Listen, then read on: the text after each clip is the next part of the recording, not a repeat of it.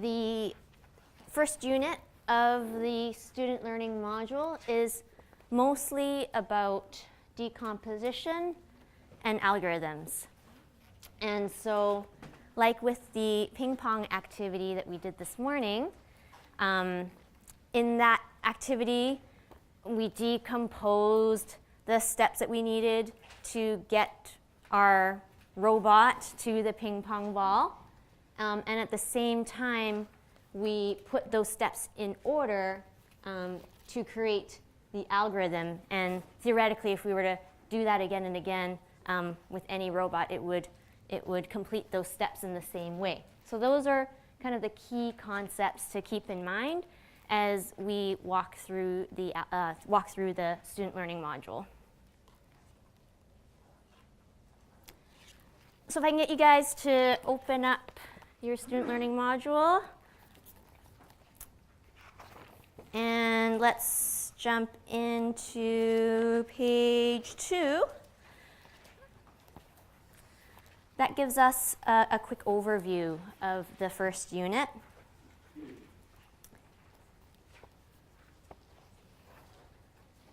So the big picture for the first unit, first we've got some big ideas in there. Again, those have to do with applying design skills and technologies throughout. And overall, we estimate that the unit will take about 10 hours. First activity is ping pong, already complete. The next two activities, pizza recipes and scavenger hunt, also each an hour. So we continue to build on decomposition and algorithms. How we build on it is that whereas in ping pong rescue, we developed an algorithm that was fairly linear. It was one sequence of steps, and every time we execute it, it's the same result.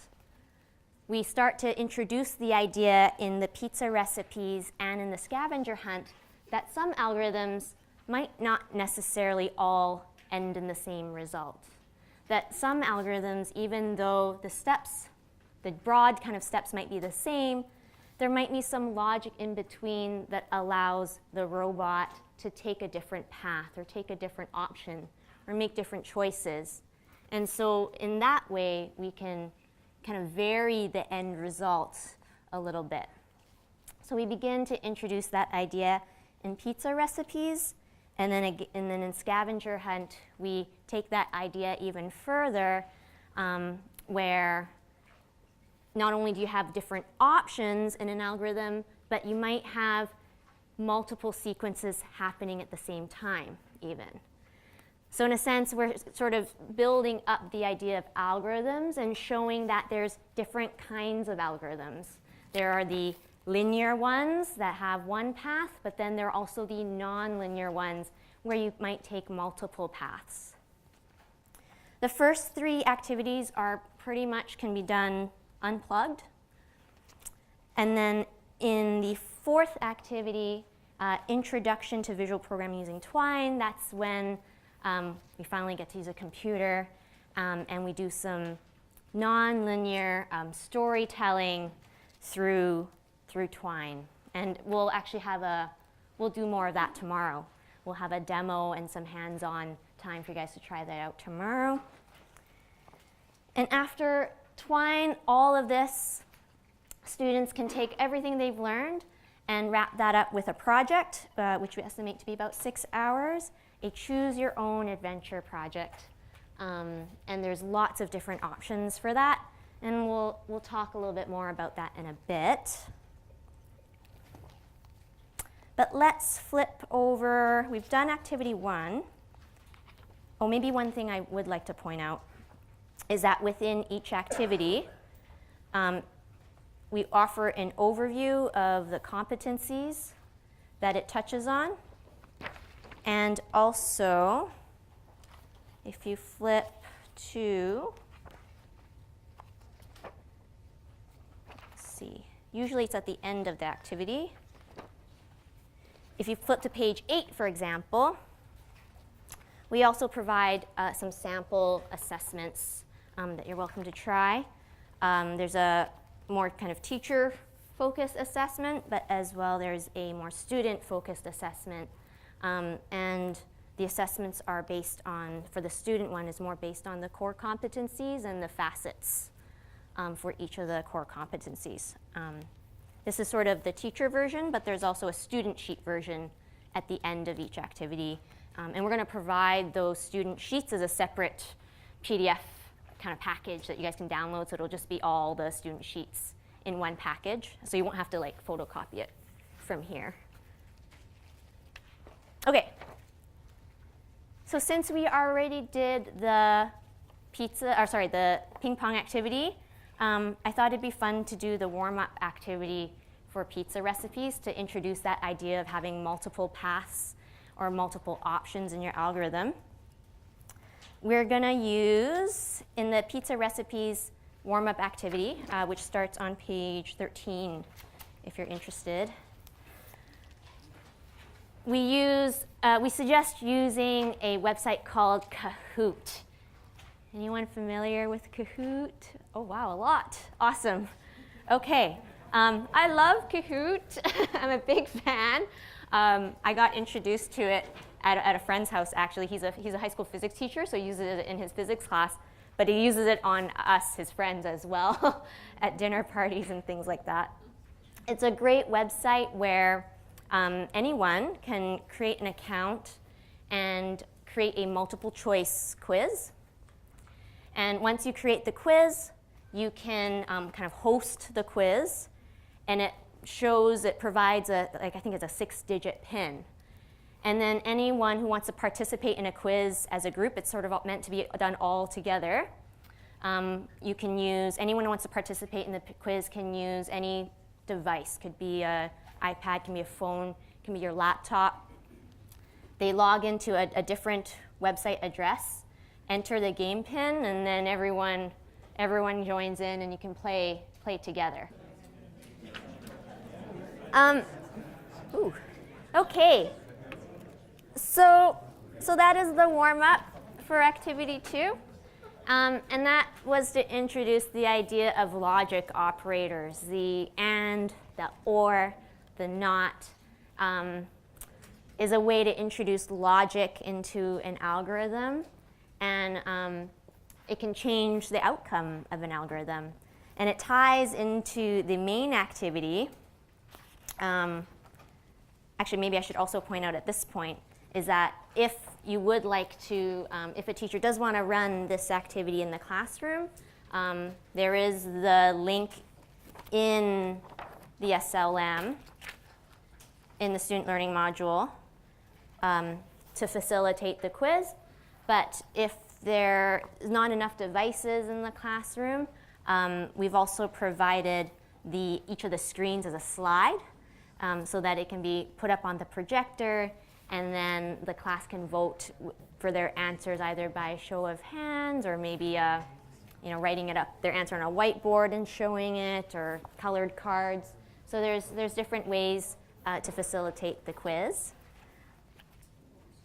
But if you flip to should be about page 37, you'll see the pizza recipes student sheet. And on that sheet, what you'll see is the steps to building your pizza. So that's your algorithm. Step 1, the crust. Step 2, the sauce. Step 3, the meat, the vegetables, the cheese, the sauce. And so these are all the same steps that everyone's following to build their pizza. But you'll see on the back of that sheet how everyone can build their pizza using the same steps, but using logic operators and or not. They can construct a completely different pizza than someone else. So this is something, you're welcome to try. And then we also have extensions for this activity. One is to, instead of using the words and or not, and we also included, one of the other extensions is to include another operator called exclusive XOR, exclusive OR, XOR for short, which basically means one thing or another thing but not both. I hope I got that right. Did I get that right? Okay. And so one of the extensions is to add that operator as well as to replace the words with the symbols instead. So that's another extensions to add on that.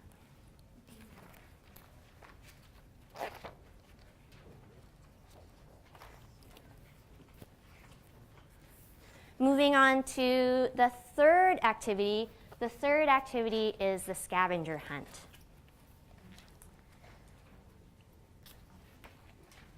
And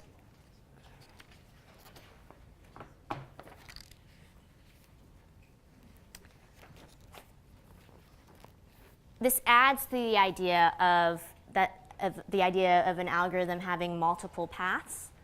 In a scavenger hunt, we have a list of items that we need to find. But in this activity, we create actions that could happen when we find one of the items. So maybe I think the easiest thing to illustrate this is to flip to the student sheet, which is on page 45.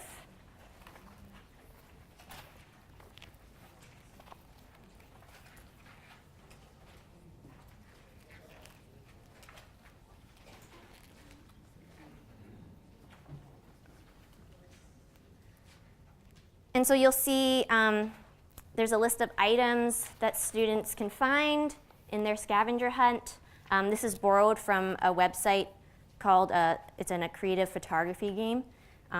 So it's adapted from there. That website actually has tons, the scavengerhuntguru.com actually has tons of scavenger hunt ideas. So you're welcome to explore that a little later as well. But on the back of the scavenger sheet, you'll see the beginnings of an algorithm for a scavenger hunt. And the style of it is slightly different. You'll notice there's conditions on the left and actions on the right. So a condition might be you found one of the items, and the action would be, the corresponding action to that condition would be, oh, you need to check off the item in the list or make a sketch of the item.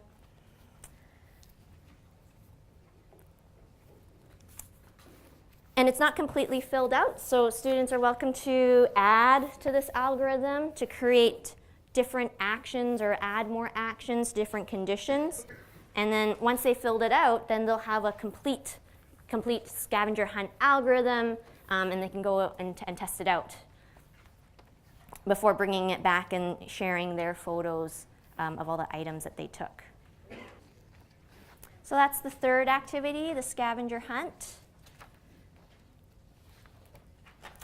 Next up, on page 48, we have Introduction to Visual Programming using Twine, twinery.org. And what it is it's a visual programming tool to create non-linear interactive stories.